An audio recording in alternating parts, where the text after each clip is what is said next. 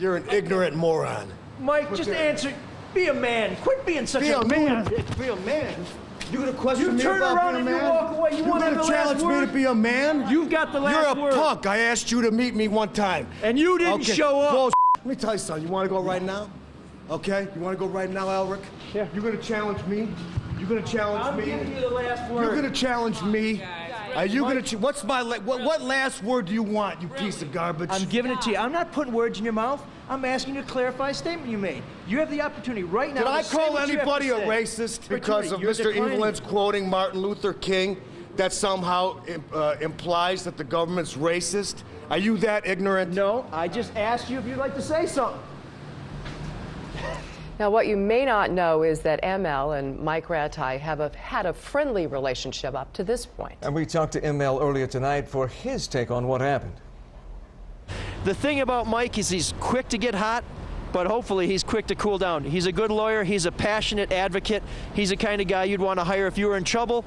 Just not always the kind of guy you'd want to ask a question of if you're a reporter. So what are they saying tonight about what happened today? We're about to find out. Your take, ML, on what happened. Well, first of all, you know, we're wearing hockey gloves because Mike and I both play hockey. Mike plays very well, I play terribly, but this is how it works in hockey and a lot of sports. You play the game, you line up against each other, you breathe in each other's face.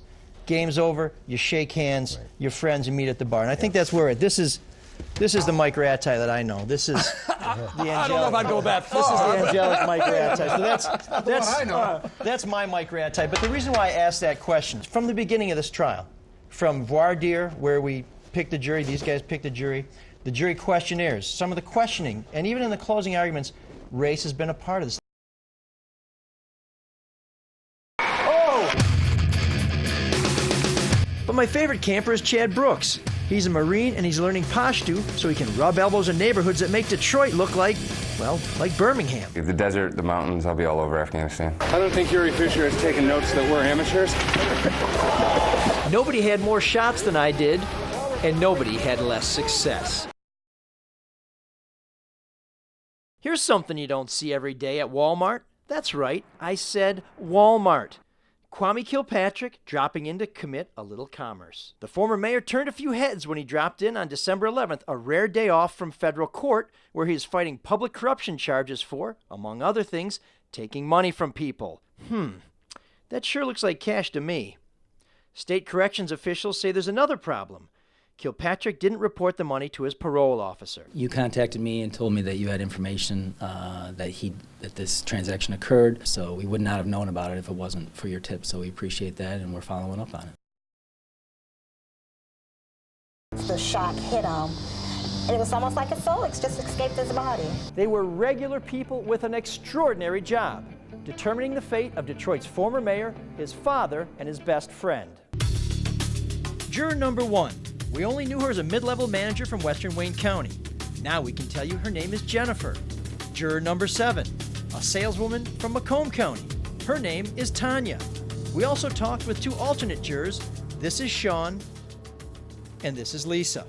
For 6 months, they listened. They took notes. They felt the burden of responsibility, the weight of history. No one can speak louder than the jury who already spoke today. It was a very important case. Such a heavy decision to make and affecting 3 people's lives. Physically draining, mentally draining. Initially, it was frightening. It was frightening. If you see something, you've got to say something. That's why when I saw some punk firing a gun down a city street in broad daylight, I called 911. But I didn't get the response that you'd expect, and I didn't get the response that you deserve. Now let me take you to the scene of the crime. He reaches out, pop, pop, fires 2 shots, 2 or 3 shots at him as they're going down Kirchville. By now, I turn to the guy next to me, and he says, "That's the last time I get gas here." I said, "I hear you." Star Emergency 911, what's the problem? Do you need any information from me in case you guys grab? No, we already got it, sir. Then I started thinking, well, maybe I'll just turn the corner and see what he's doing. Maybe I'll roll up on him and ask him, you know, is this how you resolve conflicts in Detroit? But then I thought the only story is going to be dead, stupid reporter. If it reoccurs, then discipline will be appropriate. So everybody's on notice from here on out. Everybody's on notice, and it won't happen again.